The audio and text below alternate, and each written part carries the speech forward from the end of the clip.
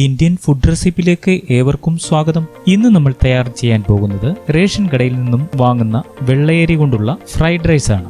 ഞാൻ ഇനിയും തയ്യാർ ചെയ്യുന്ന എല്ലാ വീഡിയോകളും നിങ്ങൾക്ക് ലഭിക്കുന്നതിനായി സബ്സ്ക്രൈബ് ചെയ്തതിനു ശേഷം ബെൽ ബട്ടണിൽ അമർത്തിയ ശേഷം ഓളിൽ പ്രസ് ചെയ്ത് കഴിഞ്ഞാൽ ഞാനിടുന്ന എല്ലാ വീഡിയോകളുടെയും നോട്ടിഫിക്കേഷൻ നിങ്ങൾക്ക് ലഭിക്കുന്നതാണ്.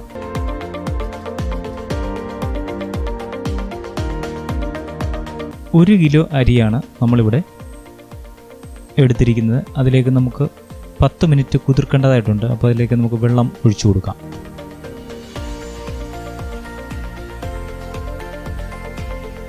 പത്ത് മിനിറ്റ് നമുക്ക് കുതിർക്കാൻ പറ്റും. അപ്പോൾ അത് വേവിക്കാനും വേണ്ടി നമ്മൾ വെള്ളം വെച്ചിട്ടുണ്ടായിരുന്നു. അല്പം കറുവാപ്പട്ട, 3 ഗ്രാമ്പു, 5-6 കുരുമുളക്, അല്പം നെയ്യും കൂടി ഒഴിച്ചു കൊടുക്കാം. ഇനി നമുക്ക് കഴുകി വെച്ചിരിക്കുന്ന റൈസ്, നല്ലപോലെ ഞെവിടി കഴുകിയ റൈസ് നമുക്ക് അതിലേക്ക് ഇട്ട് കൊടുക്കാം.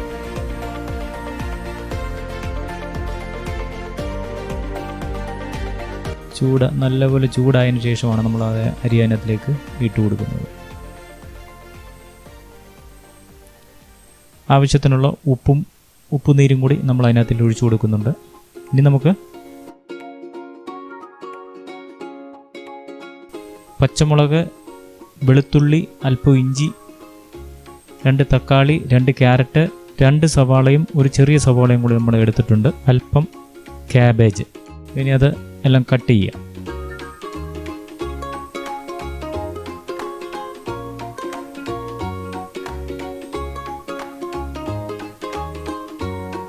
എല്ലാം കട്ട് ചെയ്ത് ചെറുതായിട്ട് കട്ട് ചെയ്യണം. ക്യാരറ്റും ചെറുതായിട്ട് കട്ട് ചെയ്യണം. ക്യാബേജ്,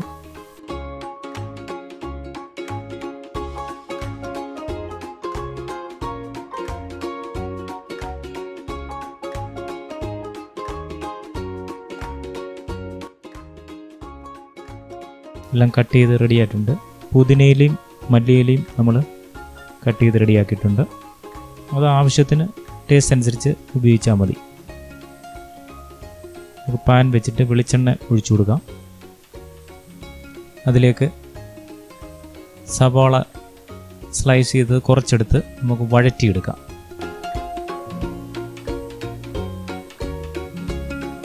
അത് വഴന്ന് വന്നിട്ടുണ്ട്. അത് നമുക്ക് ഒരു പാത്രത്തിലേക്ക് മാറ്റാം.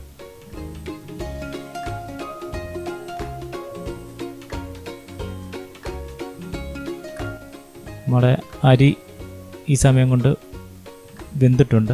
ഒരു 3/4 വേവിൽ നമുക്ക് വാർത്തെടുക്കണം. കൂടുതൽ വെന്ത് കഴിഞ്ഞാൽ ചിലപ്പം കുഴഞ്ഞു പോകാൻ സാധ്യതയുണ്ട്. അത് മീഡിയം വേവിൽ നമ്മൾ വാർത്തിരിക്കുകയാണ്. ഒരു അരിപ്പയിലോട്ട് മാറ്റി വെച്ചിരിക്കുകയാണ്. അടുത്തതായിട്ടൊരു ഉരുളി എടുത്ത് ചൂടായതിനു ശേഷം നെയ്യ് ഒഴിച്ചു കൊടുക്കാം. നെയ്യ് ചൂടായിട്ടുണ്ട്. അതിലേക്ക് നമ്മൾ ബാക്കിയുള്ള സവാള മസാല ഉണ്ടാക്കാനും വേണ്ടിയാണ്. അതിനകത്തിൽ മസാലയെല്ലാം കൂടെ ചേർത്ത് റെഡിയാക്കണം. വെജിറ്റബിൾ മസാല പോലെ നമ്മൾ റെഡിയാക്കി എടുക്കണം. അപ്പോൾ അത് സവാള ഇട്ടിട്ട്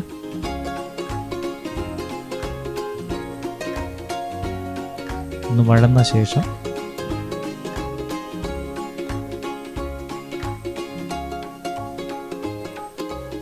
അപ്പോൾ അതിൻ്റെ കൂടെ നമുക്ക് 2 പച്ചമുളക്, വെളുത്തുള്ളി, എടുത്തു വെച്ചിരുന്ന ഇഞ്ചി എല്ലാം കൂടെ നമുക്ക് അരച്ചെടുക്കാം.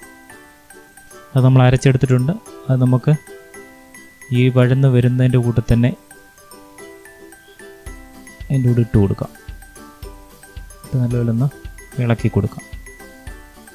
തക്കാളി ഇട്ട് കൊടുക്കാം. ക്യാരറ്റ് ചെറുതായിട്ട് അരിഞ്ഞതും ഇട്ട് കൊടുക്കാം. ക്യാബേജ് അരിഞ്ഞത് ഇട്ട് കൊടുക്കാം.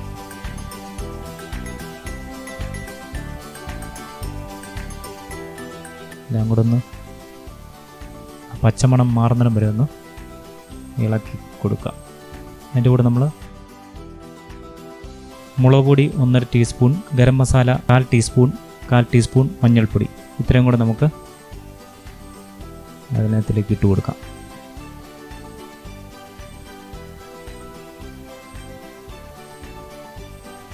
ഗരം മസാല, മഞ്ഞൾപ്പൊടി,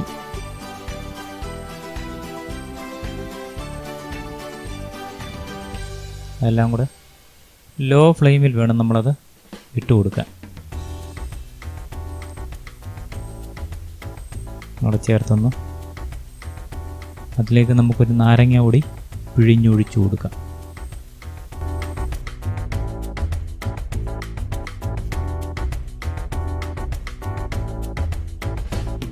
മല്ലിയില ഇട്ട് കൊടുക്കാം. പുതിനയില ഇട്ട് കൊടുക്കാം. ആവശ്യത്തിന് ഉപ്പ് ഒഴിച്ചു കൊടുക്കാം. ഉപ്പ് നീരാണ് ഞാൻ ഒഴിച്ചു കൊടുത്തിരിക്കുന്നത്. ഇനിയും നമ്മൾ അരിപ്പയിൽ വെച്ചിരുന്ന ചോറ് നമുക്ക് അതിൻ്റെ മുകളിലേക്ക് ഇട്ട് കൊടുക്കാം, നിരത്തി ഇട്ട് കൊടുക്കാം. അതിൻ്റെ മുകളിലേക്ക് ആദ്യമേ നമ്മൾ വഴറ്റി വെച്ചിരുന്ന സവാള കുറച്ചിട്ട് കൊടുക്കാം. മല്ലിയില അല്പം ഇട്ട് കൊടുക്കാം. ഇപ്പം കൂടി ഇട്ട് കൊടുക്കാം. അതിൻ്റെ മുകളിലേക്ക് നമുക്ക് പിന്നെയും ചോറ് ഇട്ട് കൊടുക്കണം. അതിൻ്റെ മുകളിലേക്ക് നേരത്തെ ചെയ്ത പോലെ തന്നെ ചെയ്ത്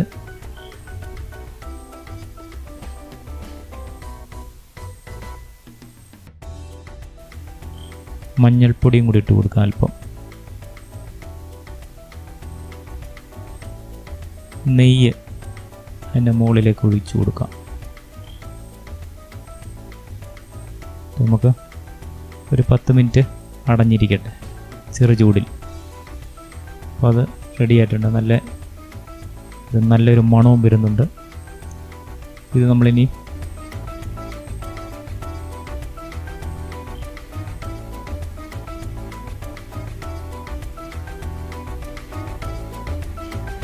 മിക്സ് ചെയ്യണം.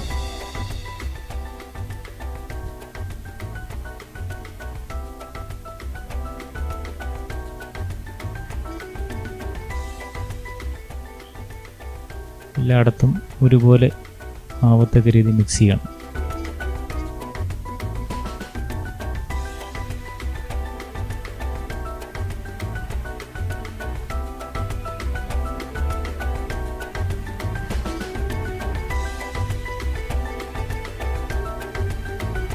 എല്ലായിടത്തും ഒരുപോലെ ആയിട്ടുണ്ട്. എല്ലായിടത്തും തന്നെ നല്ല ഒരുപോലെ തന്നെ ആയിട്ടുണ്ട്. അതുപോലെ മിക്സ് ചെയ്തെടുത്ത് നമുക്ക് വേറൊരു പ്ലേറ്റിലേക്ക് മാറ്റാം.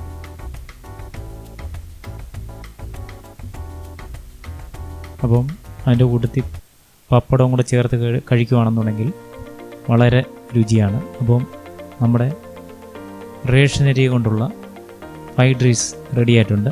അപ്പം ഇതുവരെയും ഈ ചാനൽ സബ്സ്ക്രൈബ് ചെയ്തിട്ടില്ലാത്തവർ സബ്സ്ക്രൈബ് ചെയ്യാൻ മറക്കരുത്, ലൈക്ക് ചെയ്യാൻ മറക്കരുത്, ഷെയർ ചെയ്യാൻ മറക്കരുത്, തയ്യാർ ചെയ്തതിന് ശേഷം കമൻറ്റ് ചെയ്യാനും മറക്കരുത്. അടുത്ത വീഡിയോ വരുന്നിടം വരെ എല്ലാവർക്കും ബൈ ബൈ.